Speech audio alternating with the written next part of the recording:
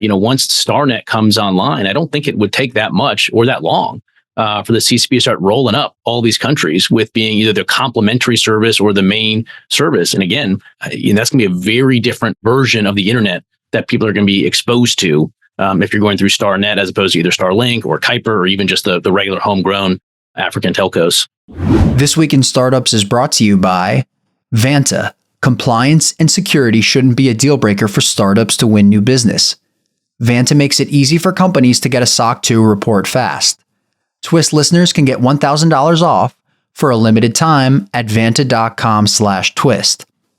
Gusto is easy online payroll, benefits, and HR built for modern small businesses.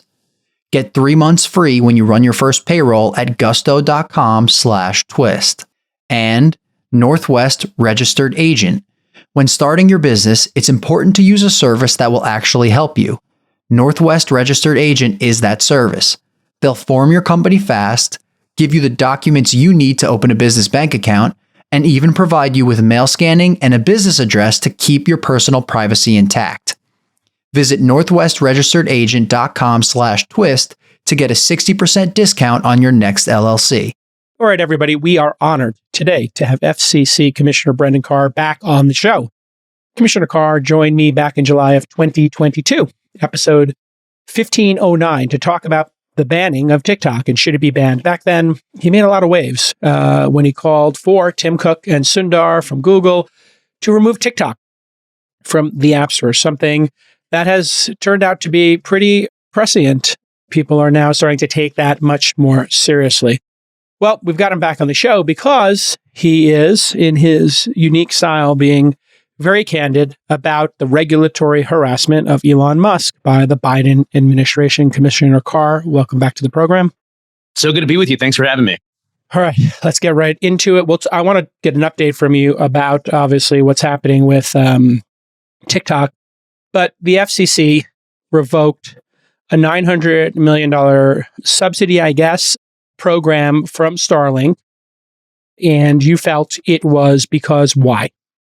Yeah, this is a pretty puzzling decision to me that really can't be explained on the law or the facts or really policy. I think it can only be explained when you step back and look at what, frankly, it wasn't my term, but the Wall Street Journal called regulatory harassment of Elon Musk. And it cuts across a wide range of administrative agencies. With the FCC in particular, we issued this award to Starlink back in 2020, almost $1 billion, to your point, to subsidize, to ensure that 640,000 rural homes and businesses would get covered with high-speed internet 100 over 20.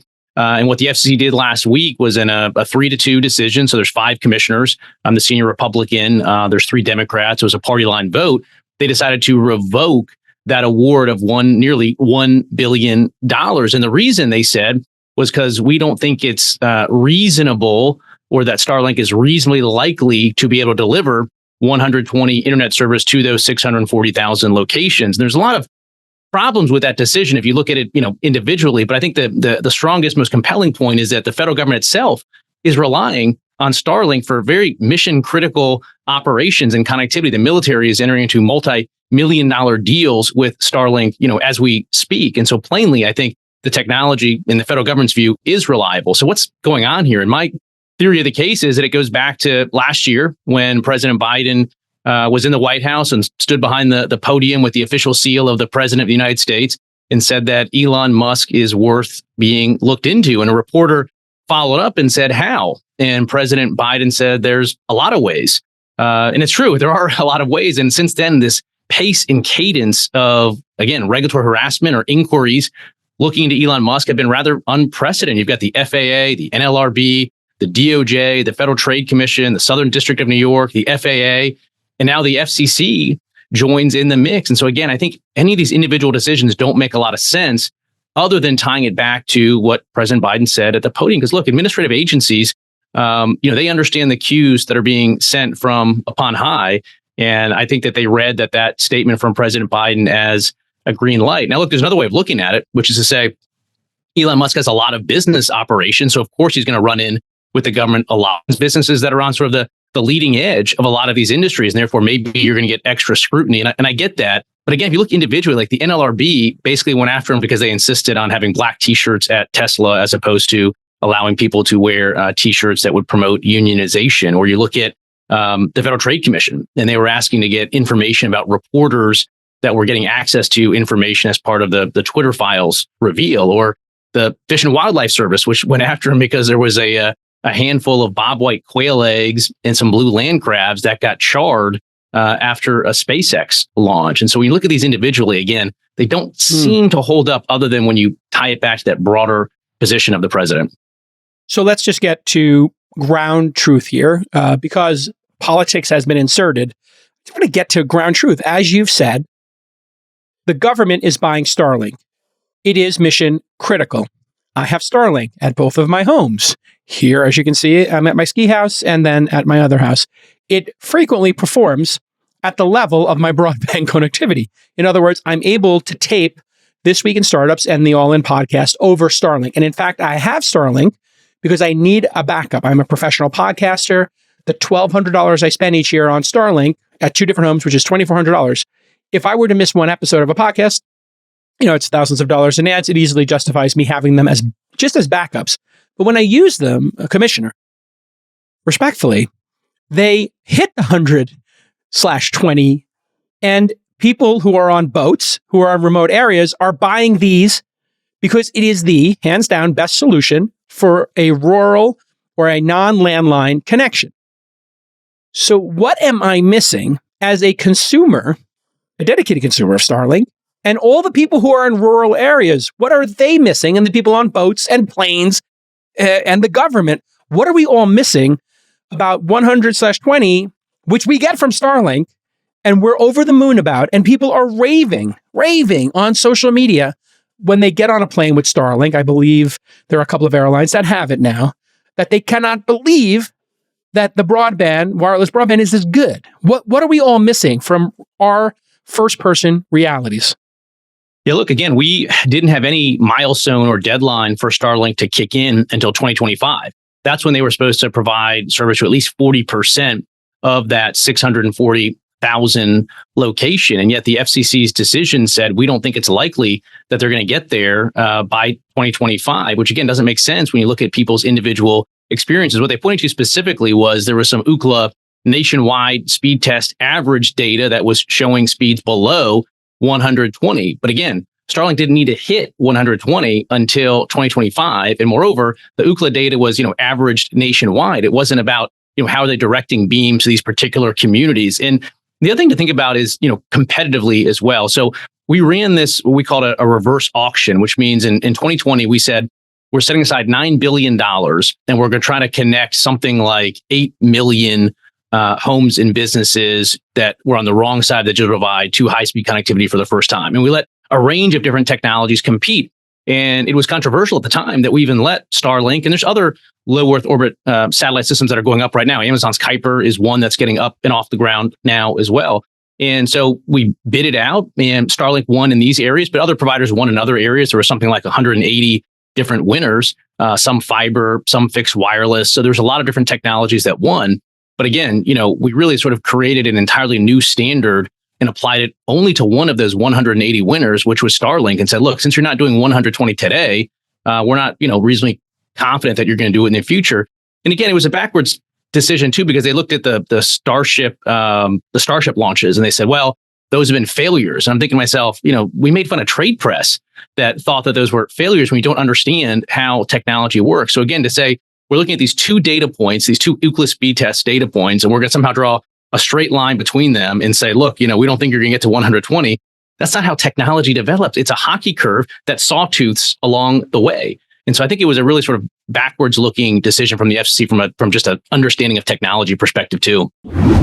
Listen, selling software is hard enough right now, man. It's hand-to-hand combat out there in B2B land. The last thing you need to do is slow your sales team down because you don't have your SOC 2 dialed in. So if you're SaaS or a services company and you store consumer data in the cloud, you know what you need to do? You need to check out Vanta. They're going to get your SOC 2 compliant easier and faster. And Vanta makes it so easy to get and renew your SOC 2. On average, Vanta customers are SOC 2 compliant in just 2 to 4 weeks. Compare that to 3 to 5 months without Vanta. They're going to save you hundreds of hours of work work, and up to 85% on compliance costs. And Vanta does more than just SOC 2. They also automate up to 90% compliance for GDPR, HIPAA, and more. You can't afford to lose out on those major customers, the lighthouse customers, the big fish, the whales, because of silly stuff like lacking compliance. Just work with Vanta. I'm an investor in the company. It's a great company. Get your compliance automated, get it tight is right, and close those big deals. Here's the best part. Vanta's going to give you $1,000 off because they love This Week in Startups. They love startups. Vanta.com/twist. That's VANTA.com/twist to get $1,000 off your SOC 2.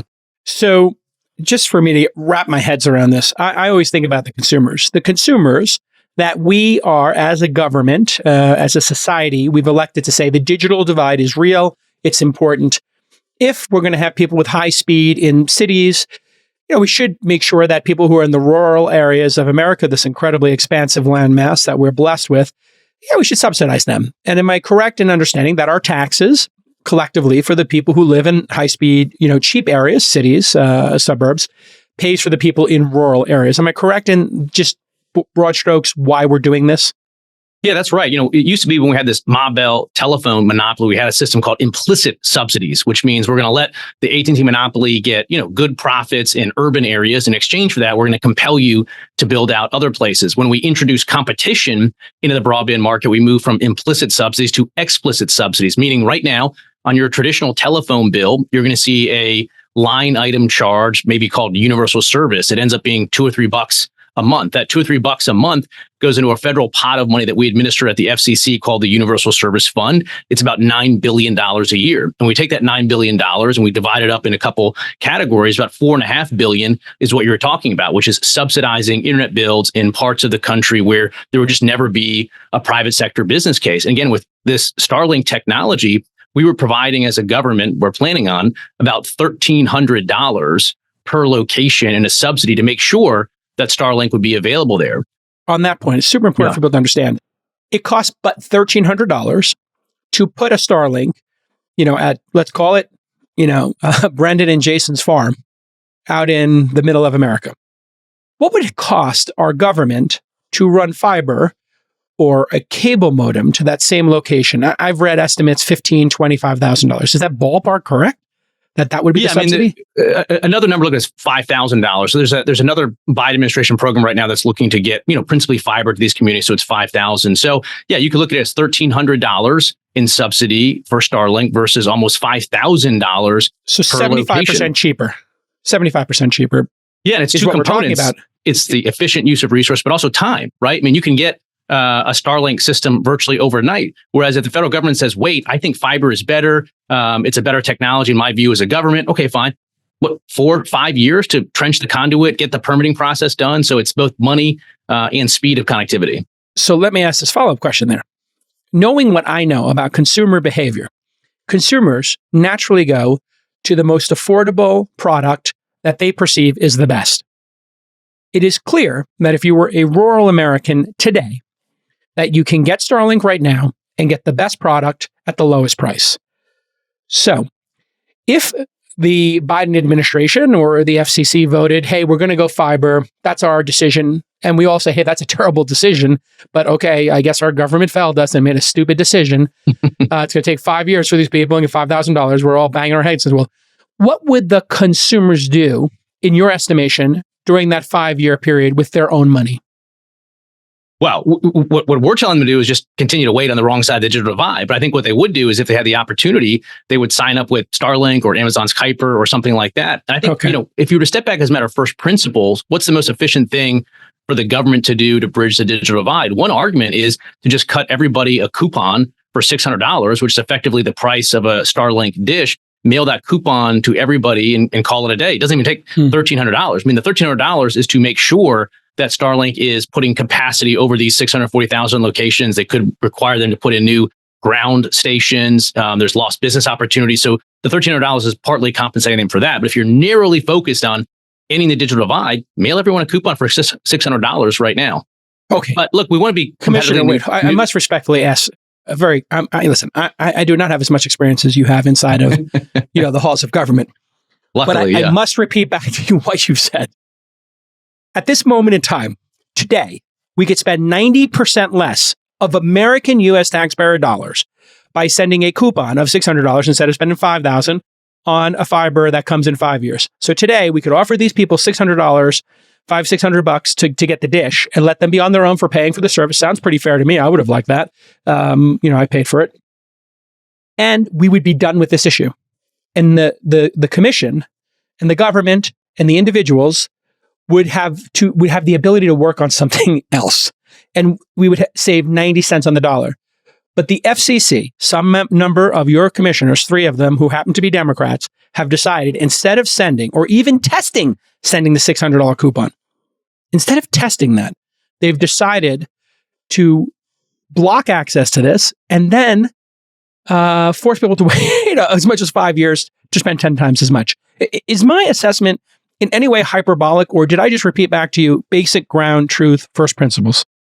Yeah, that's right. And look, you have to keep in mind in the background here, there's a separate federal program called that the Biden administration is running. It's their signature broadband initiative. It passed as part of the Infrastructure Act 2 years ago. It's called BEAD, or Internet for All is the branding. And that's a $44 billion infrastructure investment that is, skewed almost exclusively towards fiber build. So we are about to spend right now, $40+ billion on fiber. Look, fiber is a great technology. I love it. I've been in the field. I've spliced a lot of it. And there are some knock-on benefits, right, to fiber because you can connect cell sites to fiber when you're going by homes. And there's, schools and anchor institutions. There are some knock-on benefits to fiber that you don't get necessarily with Starlink. But yes, if you're looking at this from the perspective of how do we quickly and efficiently bridge the digital divide, then looking at something like Starlink or Amazon Kuiper when it gets going, that would be the most efficient way. But again, there's a ton of union jobs that come from building out fiber. And I don't think that that's something that you can dismiss when you look at how the policy sausage is making in DC right now. Yeah, we all know the one thing the Biden administration bases their actions on is the impact of unions or non-unions. They literally didn't invite Elon to the EV summit because he has a non-union shop. Now we have the second piece of evidence.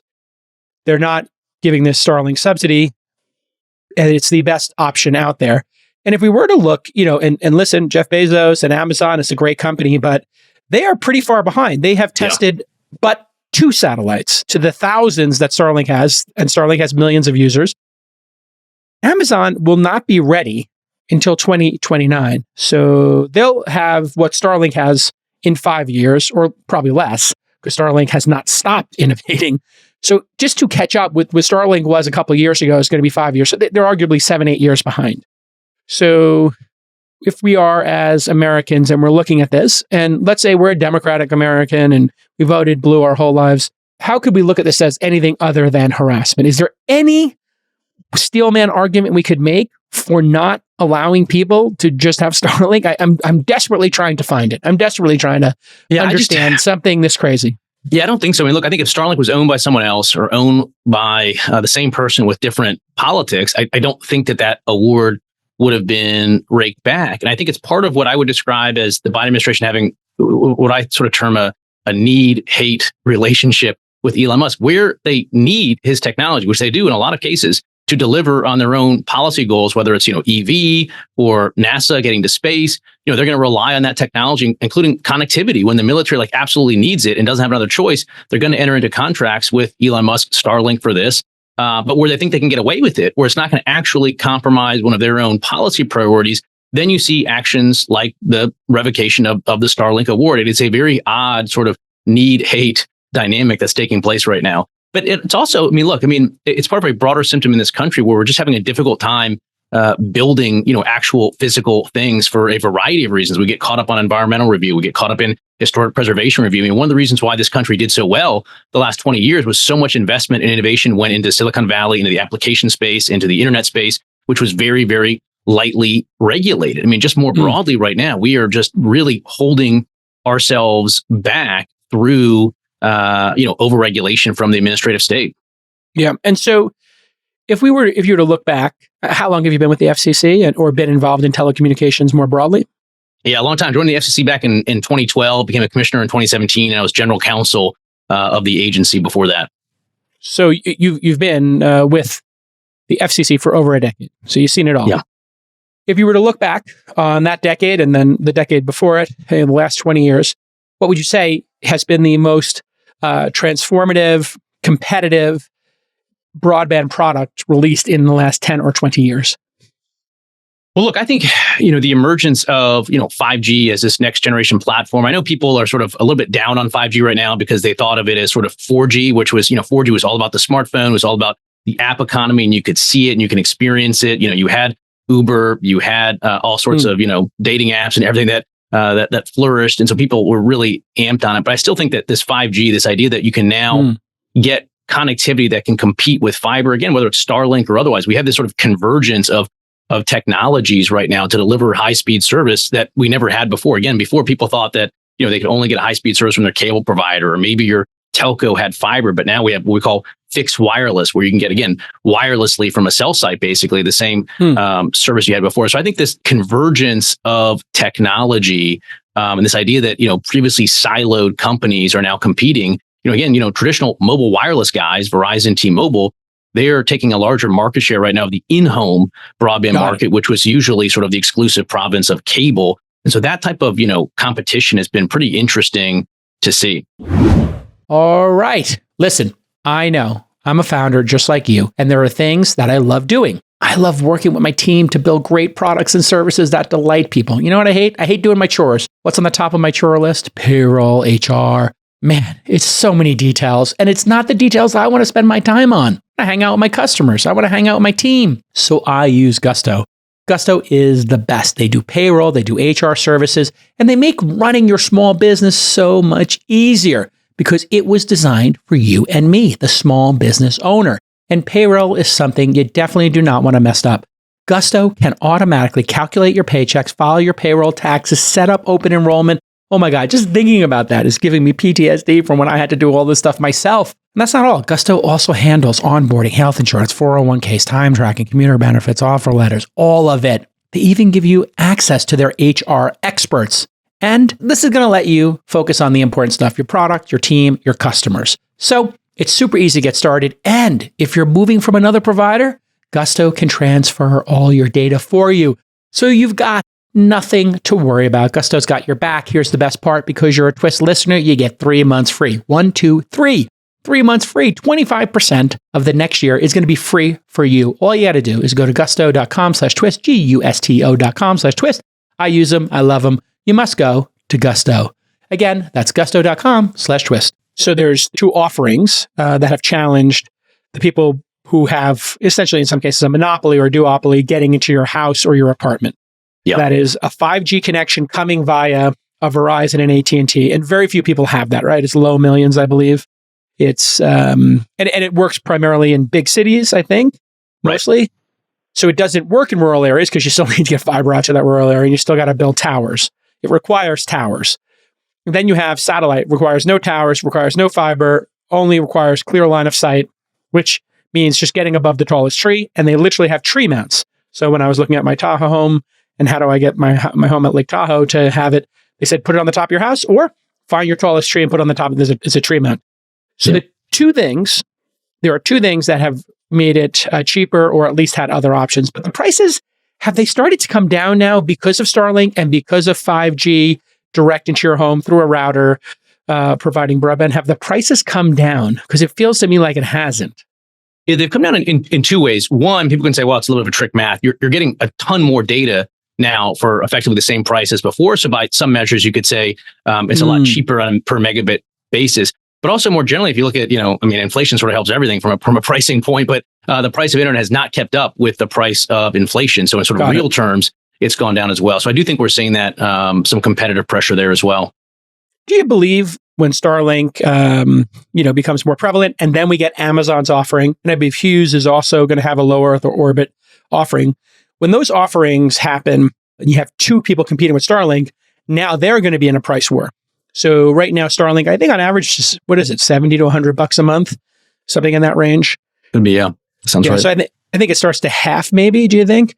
And then it's game on, right? We could actually see Americans really competitively shopping for internet providers because of the satellite folks. Yeah, I think that's right. I mean, look, I think there's a lot of reasons why we need to have the backs of America's, innovators and entrepreneurs. Those competitive dynamics are one, but even, globally, if you step back, China is launching their own copycat service to Starlink. They're calling it StarNet.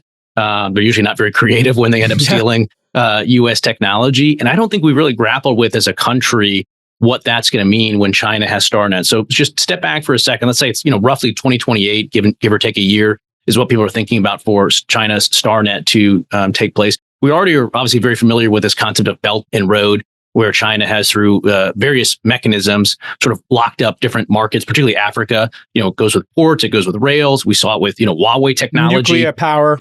Yeah. Now imagine that the CCP can be the global internet provider. They will undercut Starlink and Amazon by price by half, right? And they can offer let's take Africa. They can offer nations in Africa internet filters and censorship that are both amenable to those African nations and to the CCP. And that's a really scary world when you think about the geopolitics that are opened up when China can be a global high-speed internet provider and controlling the content filters and all of that. And so again, we need to make sure that Starlink and Amazon are going. We need to be helping them lock in sort of long-term market access to countries in Africa and South America, because I think we're going to see quite the brawl happen once this StarNet technology gets up and running.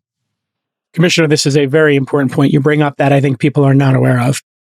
China has an explicit strategy to give loans to build roads and bridges. They call this Belt and Road. And if you look it up online, read the Wikipedia page, basically it looks like a belt going across, from China, across India, Pakistan, et cetera, all the way to Africa.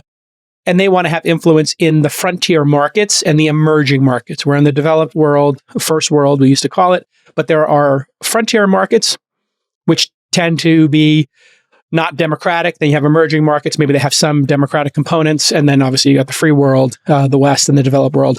These emerging countries are going to go one direction or the other. They're going to lean towards democracy, capitalism, and freedom for individuals, or they're going to lean towards authoritarian. And every time the authoritarians, if I'm understanding you correctly, offer them services, that kind of builds the fiber in the relationship, to use a term there, with the authoritarian. And China wants that, they want to have that relationship. They want to build that fiber with Africa, Pakistan, India, anybody over there. And the United States, this is actually critically important. So having Elon Musk and Jeff Bezos and Amazon getting to Africa and supporting them is a national security and a humanity level issue, correct? Yeah, look, I visited Nairobi, Kenya. I was about actually 2 hours outside of Nairobi, this, dusty, small town called Nanyuki. And, I'm driving to this town and there's just Huawei billboards everywhere in this small town, a 2 hour bumpy drive outside of Nairobi. At that point in time, Huawei had something like an 80% market share. And, right now Starlink is moving into Africa. They are seeing a little bit of pushback from African nations that want to protect their own sort of national telecom monopoly. So there's just some basic, incumbency bias there. But yeah, once StarNet comes online, I don't think it would take that much or that long for the CCP to start rolling up all these countries with being either the complementary service or the main service. And again, that's going to be a very different version of the internet that people are going to be exposed to if you're going through StarNet as opposed to either Starlink or Kuiper or even just the regular homegrown African telcos. Well, as we wrap here, and I know you're busy and I appreciate your time, what is happening with TikTok? You and I have been talking about, how this is super dangerous for America, for democracy, to have a foreign nation which is on the board, which controls something as powerful and influential as TikTok, or even owning X or Twitter, or if they own Facebook or Instagram or LinkedIn, whatever platform it happens to be at scale. And then we have this Hamas attack in Israel, and we're seeing on TikTok 100 to 1, 500 to 1, pro-Hamas or pro-Palestinian, and obviously this is a very nuanced discussion here. You could be anti-Hamas and pro-Palestinian. And in fact, I think most of us are. But it is trending towards anti-Semitism often. Two-part question. One, should this be the wake-up call for us that the thumb might be on the scale here by the Chinese and the CCP? And do you think that they would waste the opportunity to use TikTok strategically on something like the Middle Eastern conflict, or do you think they would save that ability for, say, the 2024 election? Yeah, it's a good question. When we talked about this last, again, it was sort of July of 2022, was sort of the leading edge of some of the pushback on TikTok. And what we've seen since then is TikTok has come out and admitted that they were in fact surveilling U.S. journalists and accessing their data illicitly. There's been more information that's come to light about just the massive amounts of data that's being accessed from inside Beijing by officials that are themselves members of the CCP. And stepping back, I think TikTok has two main threats. One is surveillance. That's sort of what I was talking about, the data flows. And the second is what you were talking about, which is foreign influence.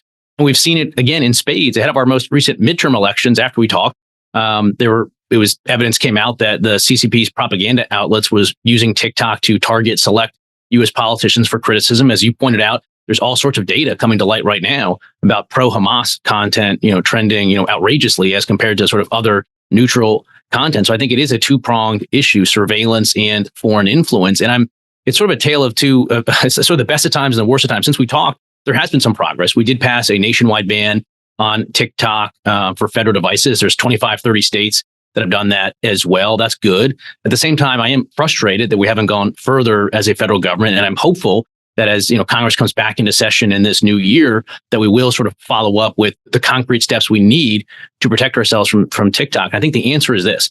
We need to require the genuine divestment of all ties back to CCP. So getting rid of ByteDance, getting rid of all CCP controls. The platform itself, I don't have a problem with people doing short form videos. The problem is it being, connected back to the CCP. So people that are worried, I think, look, on the left, there's some concern that electorally we can't, shut down TikTok because, our sort of younger Democrat voters sort of skew onto TikTok. That, okay, I don't know if I agree with that, but my answer to that would be the platform can continue. We just need to require the divestment of ties back. And I'm actually somewhat hopeful that we're going to make some additional progress on that in the new year. But frankly, the tide is going out, whether it's next year or the following year. I just don't see a future in which the CCP and ByteDance can continue to have the same degree of control over TikTok that they once enjoyed. And we can do this entirely consistent with the First Amendment. Some people do that because of the First Amendment, and there's a variety of reasons why that's not the case. One, there's a Supreme Court case called our Carr books, where there's a bookstore and they were running basically a prostitution ring out of the bookstore, and the government shut down the bookstore. And the guy said, "You can't shut down the bookstore. That's First Amendment protected activity." And the Supreme Court said, "No, it's got nothing to do with it. You're engaging in illegal conduct, and therefore, as a collateral consequence, your bookstore shut down.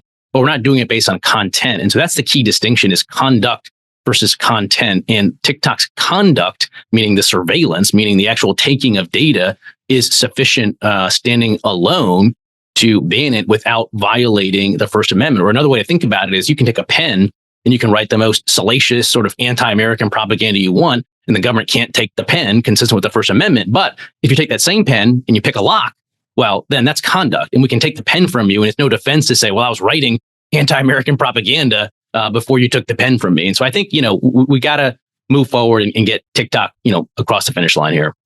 Listen, I appreciate you taking a stand and being so transparent. Have the other three Democratic FCC chairs addressed in any way the accusations that you put forward about Starlink? On the Starlink side, they've said, look, we had an obligation to just make an assessment of whether we thought it was reasonably capable that they would hit it. And we just applied the law and we just came out where we came out. And that's what they have, consistently said. Any rebuttal to that other than? I just don't think it withstands, sort of even casual scrutiny. And again, I think you can look at it, narrowly, or again, just the macro view that, come on, the federal government is relying on Starlink, entering into contracts with them. So the idea that, it's not a reliable technology, it just doesn't, seem to. Good enough for the military, good enough for a rural farm. I think we can all, or good enough for putting, in private jets for rich people, or putting it, on military bases. I think good enough for everybody else. Commissioner Brendan Carr, thank you again for coming on the program, and we'll see you all next time on This Week in Startups. Bye-bye. All right. Listen, we all know starting a business used to be a real pain in the neck. You needed to get a lawyer. There were tons of hidden fees. It was a mess. Now, with Northwest Registered Agent, it only takes 10 clicks and 10 minutes. Northwest provides everything you need to start and maintain your business. Every LLC, corporation, or nonprofit Northwest Forms comes equipped with registered agent service, a business address, a website, and hosting, email, a phone number, and all of this is covered by Northwest's privacy by default settings. Again, your full business identity is going to be live in 10 minutes and in 10 clicks. So here's a very simple call to action for $39 plus state fees. They're going to form your LLC your corporation, or your nonprofit, and you'll be able to launch your business in just minutes. Visit northwestregisteredagent.com/twist today. That is northwestregisteredagent.com/TWIST today. Hey, everybody. I wanted to just talk to you a little bit about starting a company. I've been in the technology industry now for 30 years, starting my first companies in the early 90s. And one thing I remember over all of these decades of innovation is people lamenting, oh my God, if only I started a company at the start of the internet. I was there. I was doing my magazine covering all these companies. And then the dot-com bust happened and everybody said, oh man, I missed my window. But before that, I heard a lot of people say during the internet era, right as that was getting started, online services like AOL and CD-ROMs, people would lament, oh my God, if only I started my startup during the PC revolution of the 80s and 90s. I would have been Bill Gates. I would have been Steve Jobs. I would have been Mitch Kapor doing Lotus 1-2-3. I would have been Michael Dell, right? And then I heard people during Web 2.0, when I started Weblogs Inc. and Gadget Autoblog, all those great blogs, I sold it to AOL. I heard people say, oh, if only I had started my company during that Web 2.0 period when Zuckerberg was doing Facebook and Instagram came out and WhatsApp, YouTube, and all these incredible companies. And now I hear people saying, oh my God, I missed my window. I should have started a company during the cloud revolution, during the app revolution of 2009, all the way to 2021. And oh, I missed it. You didn't miss anything. The technology industry and the markets are like the tides. The tide comes in, the tide goes out. The best time to get to the beach and to start to prepare to surf the big waves is when the tide's gone out.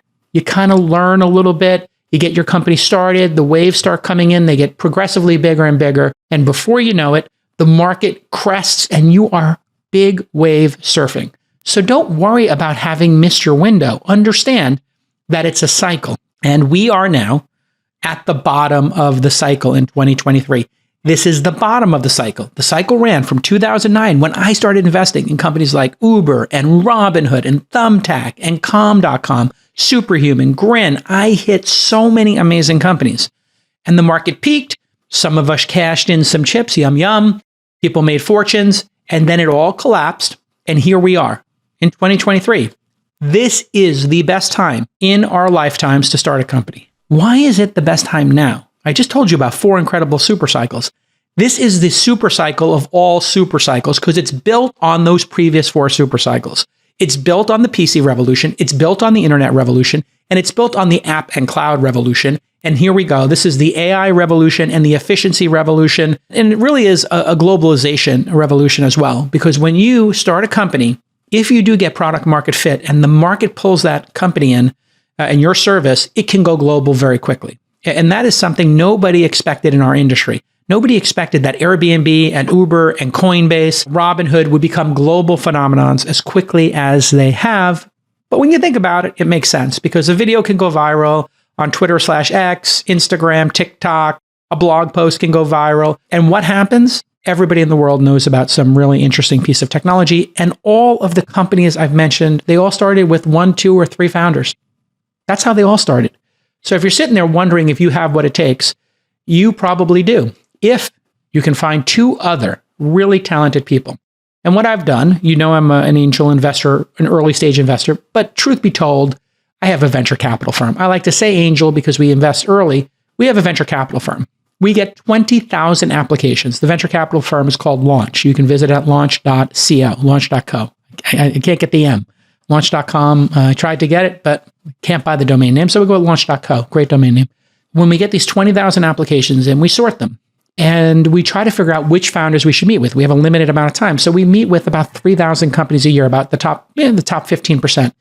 When we looked at these companies, more than half were in the ideation, should I get started phase? I have a prototype, I have an idea, I have wireframes. So what I decided to do was an experiment, and the experiment is called Founder.University. What is Founder.University? It's a 12-week course. It occurs Monday and Thursdays at 6 p.m. That's all you need to know. So if you got a full-time job, 6 p.m. Pacific, 9 p.m. East Coast, if you're anywhere else in the world, you're going to be staying up in the middle of the night. This course is 12 weeks, and we teach you a number of the most important items that you need to know about creating a startup. Now, the most important thing is launching your product, right? Then after you have a product, well, you need to get users and you need to talk to customers. Hopefully you talk to some customers before you make your product to figure out what you should build. Then you have to have a business model, right? Really seems simple, doesn't it? And then ultimately you have to figure out how to scale the company. Well, at Founder University, we have had thousands of people go through our 12-week course and 96% of people graduate. How did we get 96% of people to graduate? Very simple. I came up with a trick. If you're accepted, and we accept about 10% of the teams that apply. So we had 2,000 applicants last time. We accepted 200 teams, 450 or so founders, because most people have 2 or 3 co-founders on a team. We charge them $500 to come to the course. And if they come all 12 weeks, one of the founders, it doesn't have to be both. If you come all 12 Mondays, we just give you the $500 back. 96% of people have completed the course. So I came up with a little trick, and it works really well. So the course is essentially free if you show up. I don't want you to burn a spot, right? I want you to finish all 12 weeks, which is an hour and a half a week. So it's not a lot of, we're talking about 18 hours of time total. What we found was about half of the knowledge in our program is known by the founders already. Well, that's great. The problem is, or the great thing is, you don't know which half you don't know. And so as we walk you through this, we're going to point you to the greatest content, the greatest best practices in the world, not just ours, just from the founders who've built great companies. And listen, we've sat there and watched them do it. And so we're going to help educate you and make sure that you don't have any holes in your knowledge. Why is this important? Well, if you make a mistake with how you set up your company, your cap table, the rights, your board, investor rights, if you screw up, employee stock option plans, the accounting, or how you design a product and who your first employee is, who your first hire is, all of that can derail a company. And these would be in the category of kind of self-inflicted unnecessary wounds. So what we want to do is teach you how to build the car. And then we tell you, hey, here's the track. Be careful on this turn. We've seen cars flip on that turn. You go into that turn too fast, you can flip the car.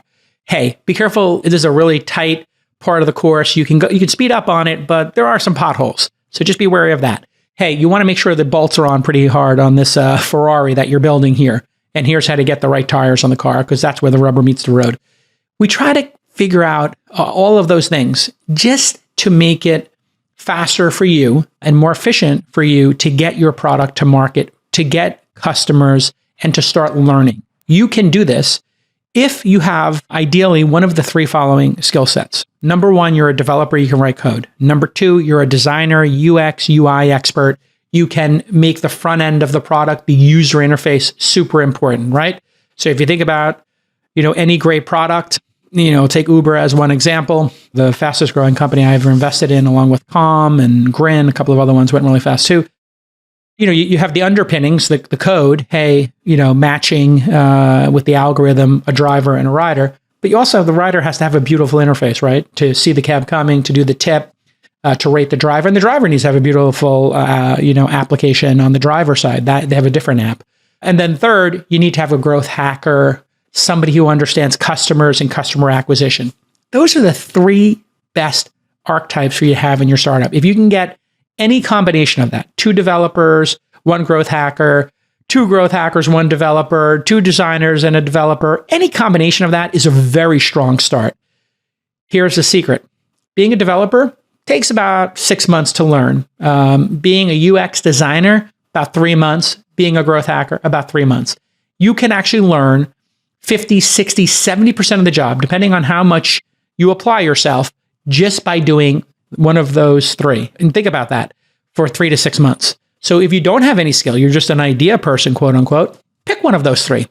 I'll pick all 3 and spend 6 months of your life going all in on learning UX and interface design. Very simple to do.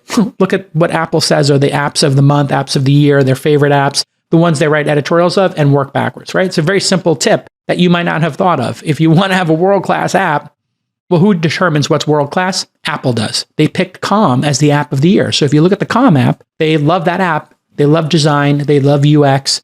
You don't need to be the expert on it. Just draft off of Apple selections. So these are the kind of nuggets of wisdom that we do. If you come to the program, you also get to come to a kickoff or a closing event with me in San Francisco or New York. And so I hang out with these companies.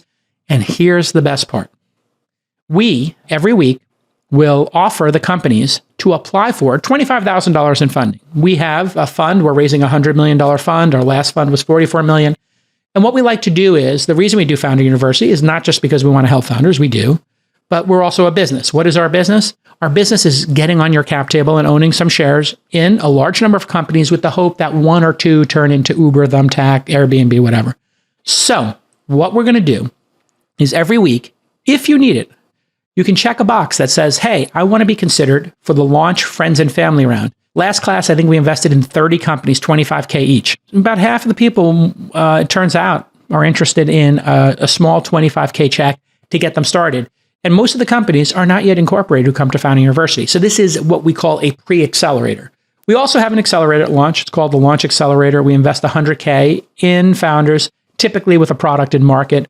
Then there's Y Combinator, 500 startups. Pear VC does a great accelerator over the summer. So there's lots of accelerators out there. This is a pre-accelerator. Founder.University is a pre-accelerator.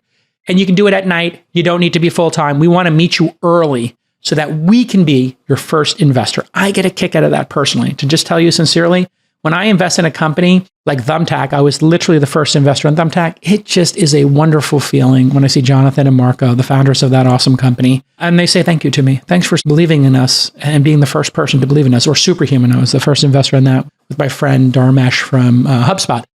This is one of the great joys of my life, and a lot of other early stage investors tell me this is why they do it. To be an early supporter of an entrepreneur and watch them change the world, man, as my kids say, that will fill your bucket. It will make you feel emotionally amazing. It makes me get out of bed every day and do This Week in Startups and All In podcast and the events I do. And listen, if I hit a unicorn every 100 or 200, it means I can keep hiring people for my team. We have 21 people at the Launch Fund, which runs founder.university. That's the URL. And I want you to come to founder.university. I want you to apply. And so please start a company. Now, some people will tell you can't do it. Some people will tell you the majority fail. Of course, the majority fail. But what you're trying to do is learn. And if startups fail at an 80 or 90% rate, right, to return, and when we say failure to return money to investors is what we're saying. So there's other reasons to do a startup. Your learning, your confidence, your ability to lead people, to build a product. There's so many other things that come, even in the quote unquote failure.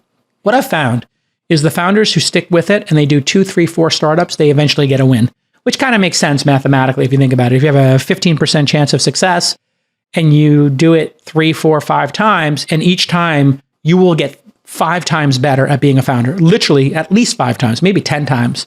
So between your first and second project, 10 times better. Between your second and third project, 5 times better.